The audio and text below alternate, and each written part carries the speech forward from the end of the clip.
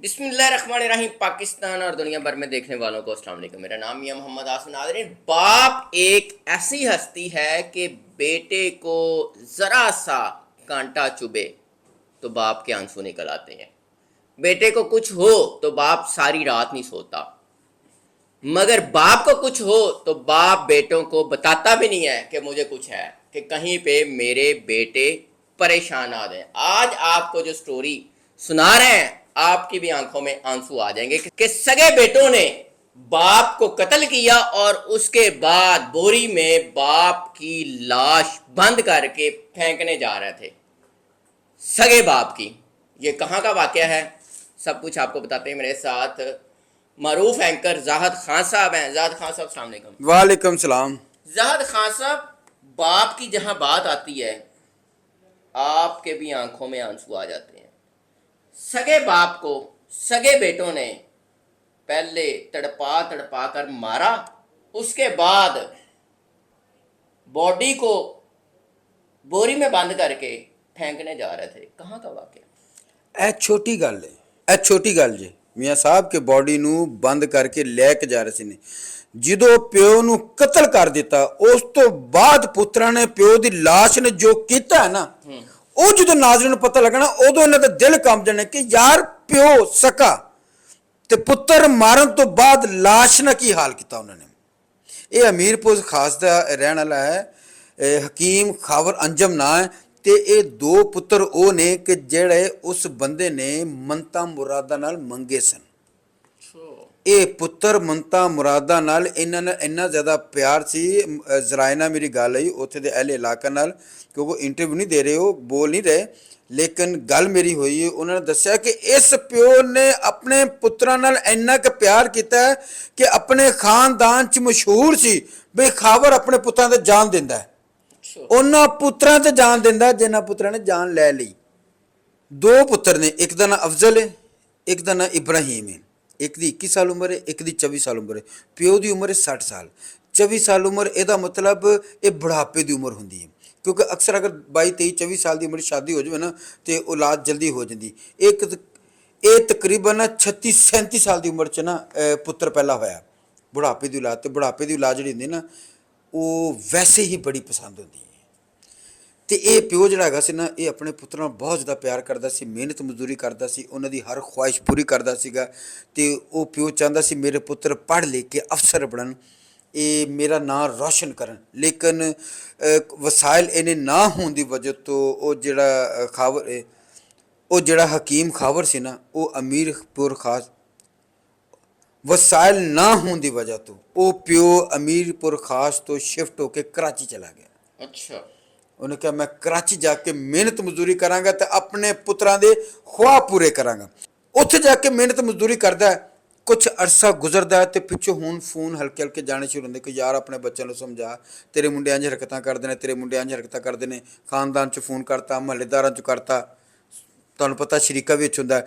ਹੁਣ ਪਿਓ ਦੇ ਜ਼ਿਹਨ 'ਚ ਇਹੀ ਗੱਲ ਹੈ ਕਿ ਉਹ ਸਮਝ ਜਾਏਗਾ, ਜਿੱਥੇ ਜਿੱਥੇ ਮੈਂ ਰੋਕ ਕੇ ਦੁਬਾਰਾ ਆ ਰਿਹਾ ਨਾ ਉੱਥੇ ਸਹੀ ਕਰ ਲਈ। ਮੈਂ ਇਸ ਲਈ ਪੌਜ਼ ਦੇ ਕੇ ਸ਼ੁਰੂ ਕਰ ਰਿਹਾ।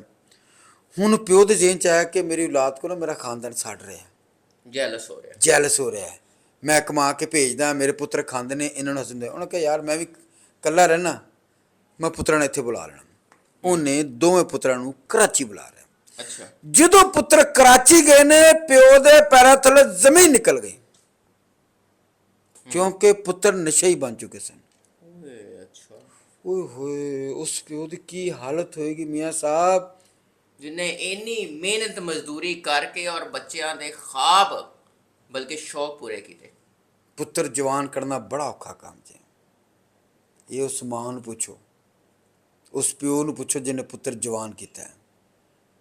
एक दिन तो लैके 24 साल का पुत्र जवान करना, जो मोढे नाल मोढा जुड़ जाए, जो प्यो का सीना चौड़ा हो जाता कि मेरा पुत्र जवान मेरे नाल, तो हुण पुत्र नशे ते लग गया, प्यो के पैरों थोड़ा जमीन निकल गई। ओहो एक ही बनी। लेकिन वो बहुत ज़्यादा प्यार करता सी पुत्र नाल।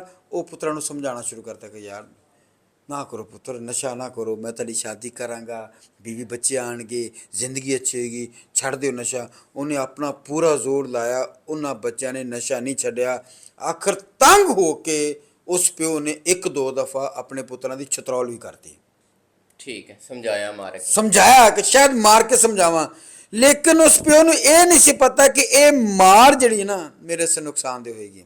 ਬਲਕਿ ਮੈਂ ਉਹਨਾਂ ਵਾਲਿਦਾਨਾਂ ਨੂੰ ਨਸੀਹਤ ਕਰਾਂਗਾ, ਜਾਂ ਤੇ ਬੱਚੇ ਨੂੰ ਸ਼ੁਰੂ ਤੋਂ ਨਾ ਡਾਂਟੋ ਤੇ ਫਿਰ ਐਂਡ ਤੇ ਵੀ ਨਾ ਡਾਂਟੋ, ਵੀ ਜੋ ਮਰਜ਼ੀ ਕਰਨ। ਜੇ ਡਾਂਟਣਾ ਹੈ ਫਿਰ ਸ਼ੁਰੂ ਤੋਂ ਡਾਂਟੋ।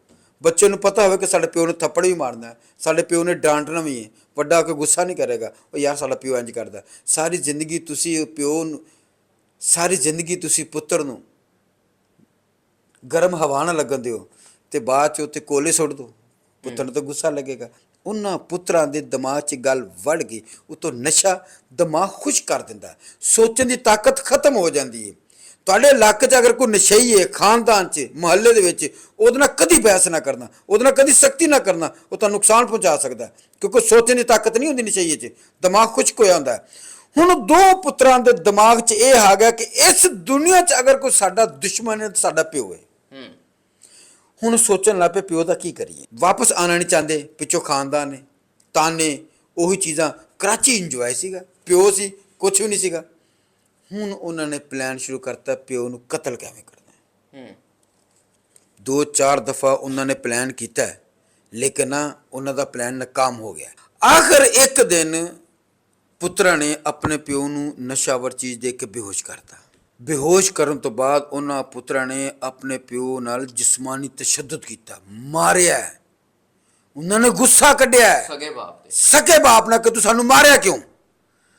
ਉਸ ਤੋਂ ਬਾਅਦ ਪੁੱਤਰਾਂ ਨੇ ਕੋਈ ਰੱਸੀ ਜਾਂ ਕੋਈ ਕਪੜਾ ਲੈ ਕੇ ਨਾ ਤੇ ਆਪਣੇ ਪਿਓ ਦਾ ਗਲਾ ਦਬਾ ਕੇ ਕਤਲ ਕਰ ਦਿੱਤਾ ਹੈ। ਕਤਲ ਕਰਨ ਤੋਂ ਬਾਅਦ ਹੁਣ ਉਹਨਾਂ ਮੁੰਡਿਆਂ ਨੇ ਇਹ ਮਸ਼ਵਰਾ ਕੀਤਾ ਕਿ ਆਪਣੇ ਪਿਓ ਦੇ ਜਿਸਮ ਦੇ ਟੁਕੜੇ ਕਰਕੇ ਬਾਹਰ ਕਿਸੇ ਜਾਨਵਰ ਨੂੰ ਪਾ ਦੇਣੇ। ਕਿੱਥੇ ਲੈ ਕੇ ਜਾਈ ਲਾਸ਼, ਨਸ਼ਈ ਨੇ, ਸਮਝ ਨਹੀਂ ਆ ਰਹੀ। ਉਹਨਾਂ ਨੇ ਇਹੀ ਸੋਚਿਆ ਵੀ ਤੇ ਟੁਕੜੇ ਕਰੀਏ ਤੇ ਇਹ ਸਾਰੀਆਂ ਗੱਲਾਂ ਉਹਨਾਂ ਪੁੱਤਰਾਂ ਨੇ ਆਪ ਦਸੀਆਂ ਨੇ। ਇਹ ਜਿਹੜੀ ਤੁਹਾਨੂੰ ਮੈਂ ਗੱਲ ਦੱਸ ਰਿਹਾ ਤਫਤੀਸ਼ ਦੇ ਦੌਰਾਨ, ਇਹ ਸਾਰਾ ਵਾਕਿਆ ਉਹਨਾਂ ਨੇ ਦੱਸਿਆ ਜਿਹੜੀ ਮੈਂ ਦੱਸ ਰਿਹਾ, ਕਿ ਉਹਨਾਂ ਨੇ ਸੋਚਿਆ ਕਿ ਹੁਣ ਅਸੀਂ ਆਪਣੇ ਪਿਓ ਦੇ ਟੁਕੜੇ ਕਰਕੇ ਤੇ ਬਾਹਰ ਅਸੀਂ ਸੁੱਟ ਦਈਏ, ਜਾਨਵਰ ਪਾ ਦਈਏ ਵੀ ਪਿਓ ਗਾਇਬ ਹੀ ਹੋ ਜਾਵੇ। ਲੇਕਿਨ ਨਹੀਂ ਸਮਝ ਆਈ। ਫਿਰ ਦੂਸਰੇ ਨੇ ਕਿਹਾ ਇਹਨੂੰ ਨਾ ਬੋਰੀ 'ਚ ਬੰਦ ਕਰਕੇ ਨਾ ਸੁੱਟ ਆਣੇ ਕਿਤੇ ਦੂਰ, ਕੋਈ ਨਾਲਾ, ਕੋਈ ਦਰਿਆ, ਕੋਈ ਖੇਤ, ਕਰਾਚੀ 'ਚ ਕੋਈ ਐਸੀ ਜਗ੍ਹਾ ਹੋਏਗੀ ਜਿੱਥੇ ਸੁੱਟ ਆਣਗੇ। ਉਹਨਾਂ ਨੇ ਕੀ ਕੀਤਾ, ਆਪਣੇ ਪਿਓ ਦੀ ਲਾਸ਼ ਬੋਰੀ 'ਚ ਬੰਦ ਕਰਕੇ, ਤੁਹਾਡੇ ਨਾਜ਼ਰੀਨ ਵੀਡੀਓ ਵੇਖ ਰਹੇ ਹੋਣਗੇ ਕਿਸ ਤਰ੍ਹਾਂ ਬੱਚੇ ਆਪਣੇ ਪਿਓ ਦੀ ਲਾਸ਼ ਨੂੰ ਬੋਰੀ 'ਚ ਪਾ ਕੇ ਥੱਲੇ ਲੈ ਕੇ ਆਉਂਦੇ ਨੇ। ਜਦੋਂ ਥੱਲੇ ਲੈ ਕੇ ਆਉਂਦੇ ਤੇ ਕਲੋਨੀ ਦਾ ਜਿਹੜਾ ਗਾਰਡ ਹੈ ਉਹ ਕਹਿੰਦਾ ਇਹਦੇ 'ਚ ਕੀ ਹੈਗਾ। ਉਹ ਕਹਿੰਦੇ ਨੇ ਸਾਡੇ ਪਿਓ ਨੇ ਸਮਾਨ ਭੇਜਿਆ, ਅਸੀਂ ਅਮੀਰਪੁਰ ਖਾਸ ਭੇਜਣਾ। ਉਹਨੇ ਕਿਹਾ ਠੀਕ ਹੈ। ਗਾਰਡ ਤੇ ਨਹੀਂ, ਗਾਰਡ ਨੂੰ ਸ਼ੱਕ ਵੀ ਨਹੀਂ ਹੋਗਾ ਯਾਰ ਪਿਓ ਦੀ ਲਾਸ਼ ਹੈ, ਨਾਲੇ ਗਾਰਡ ਤਲਾਸ਼ੀ ਵੀ ਨਹੀਂ ਲੈਂਦਾ, ਮੈਨੂੰ ਦਿਓ ਕਿਹੜੀ 'ਚ ਲੈ ਚਲੇ। ਉੱਥੋਂ ਲੈ ਕੇ ਨਿਕਲ ਗਏ ਨੇ। ਜਦੋਂ ਨਿਕਲੇ ਨੇ ਨਾ, ਇਹ ਆਪਣੇ ਵੱਲੋਂ ਹੁਣ ਇਹਨਾਂ ਨੇ ਪਤਾ ਕਿ ਅਸੀਂ ਪਿਓ ਮਾਰਤਾ ਹੈ। ਕਿਹਦੇ ਤੇ ਜਾ ਰਿਹਾ ਸੀ? ਮੋਟਰਸਾਈਕਲ ਤੇ। ਅੱਛਾ। ਇੱਕ ਅੱਗੇ ਭਰਾ ਬੈਠਾ, ਸੈਂਟਰ 'ਚ ਲਾਸ਼ ਰੱਖੀ, ਪਿੱਛੇ ਭਰਾ ਬਹਿ ਕੇ ਹੁਣ ਜਾ ਰਹੇ ਨੇ ਸਗੇ ਬਾਪ ਦੀ। ਹਾਂਜੀ। ਇੱਥੇ ਪੁੱਛੋ ਗ੍ਰਿਫਤਾਰ ਕਿਵੇਂ, ਫੜੇ ਕਿਵੇਂ ਗਏ ਤੇ ਫੜੇ ਕਿਵੇਂ ਗਏ ਨੇ? ਫੜੇ, ਬੱਕਰੇ ਕੀ ਮਾਂ ਕਬ ਤੱਕ ਖੈਰ ਬਣਾਏਗੀ, ਨਾ ਹੱਕ ਕਤਲ ਕਦਰੀ ਲੁਕਦਾ। ਉੱਤੋਂ ਉਹ ਬਦਬਖਤ ਪੁੱਤਰ ਨੇ, ਮੈਂ ਇਹਨਾਂ ਨੂੰ ਕੀ ਕਵਾਂ ਕਿ ਯਾਰ ਪਿਓ ਹੀ ਮਾਰਤਾ ਤੁਸੀਂ। ਇਹ ਹੁਣ ਜਾ ਰਹੇ ਨੇ, ਅੱਗੇ ਪੁਲਿਸ ਦਾ ਨਾਕਾ ਲੱਗਾ ਸੀ। ਮੁਜਰਮ ਹਮੇਸ਼ਾ ਕੋਈ ਨਾ ਕੋਈ ਐਸੀ ਹਰਕਤ ਕਰੇਗਾ ਜਿਹਦੇ ਵਿੱਚ ਤਾਂ ਪੁਲਿਸ ਨੂੰ ਸ਼ੱਕ ਹੋਏਗਾ। ਇਹਨਾਂ ਕੋਲ ਕੀ ਹੋਇਆ, ਜਦੋਂ ਇਹਨਾਂ ਪੁਲਿਸ ਦਾ ਨਾਕਾ ਵੇਖਣਾ, ਸਪੀਡ ਨਾਲ ਜਾ ਰਿਹਾ ਸੀ, ਯਕਦਮ ਇਹਨਾਂ ਨੇ ਨਾ ਗੱਡੀ ਸਲੋ ਕਰਨ ਦੀ ਕੋਸ਼ਿਸ਼ ਕੀਤੀ। ਗੱਡੀ ਦੇ ਫਿਰ ਵੀ ਪੁਲਿਸ ਦੇ ਕੋਲ ਆ ਕੇ ਗੱਡੀ ਨਾ ਆਪੇ ਰੋਕ ਲਈ। ਉਹਨਾਂ ਨੇ ਪੁਲਿਸ ਨੂੰ ਸ਼ੱਕ ਪੈ ਗਿਆ ਹੈ, ਉਹਨੇ ਕਿਹਾ ਰੁਕੋ ਰੁਕੋ ਰੁਕੋ, ਘਬਰਾਏ ਹੋਏ ਸੀ, ਘਬਰਾਏ ਹੋਏ, ਰੁਕੋ। ਬਿਲਕੁਲ। ਜਦੋਂ ਪੁਲਿਸ ਕੋਲ ਗਈ, ਉਹਨੇ ਕਿਹਾ ਬੋਰੀ 'ਚ ਕੀ ਹੈਗੀ। ਇੰਨੀ ਗੱਲ ਕੀਤੀ, ਦੋਵਾਂ ਭਰਾਵਾਂ ਨੇ ਦੌੜ ਲਾਤੀ, ਨੱਸ ਪਏ। ਨਸ਼ਈ ਸਨ, ਕਿੰਨਾ ਕੁ ਨੱਸਦੇ। ਪੁਲਿਸ ਨੇ ਘੇਰਾ ਪਾ ਕੇ ਉਹਨੂੰ ਫੜ ਲਿਆ। ਅੱਛਾ, ਪੁਲਿਸ ਦੇ ਜ਼ਿਹਨ 'ਚ ਹੈਗੀ ਵੀ ਕੱਟੂ ਦੇ ਵਿੱਚ ਜਾਂ ਸਪਾਰੀ ਹੈ ਜਾਂ ਗੁਟਕਾ ਹੈ ਜਾਂ ਸ਼ਰਾਬ ਦੀਆਂ ਬੋਤਲਾਂ ਨੇ।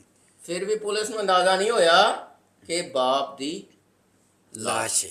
ਉਹਨਾਂ ਨੇ ਇਸ ਸ਼ੱਕ 'ਚ ਪੜਿਆ ਇੱਥੇ ਛਾਲੇ ਜਾਂ ਗੁਟਕਾ ਜਾਂ ਸ਼ਰਾਬ ਦੀ ਬੋਤਲ ਅੜ ਗਿਆ। ਪੁਲਿਸ ਨੇ ਜਿਸ ਟਾਈਮ ਗੱਟੂ ਖੋਲ੍ਹਿਆ ਤੇ ਲਾਸ਼। ਪੁਲਿਸ ਕਹਿੰਦੀ ਇਹ ਲਾਸ਼ ਕਿਹਦੀ। ਕਿੱਡੇ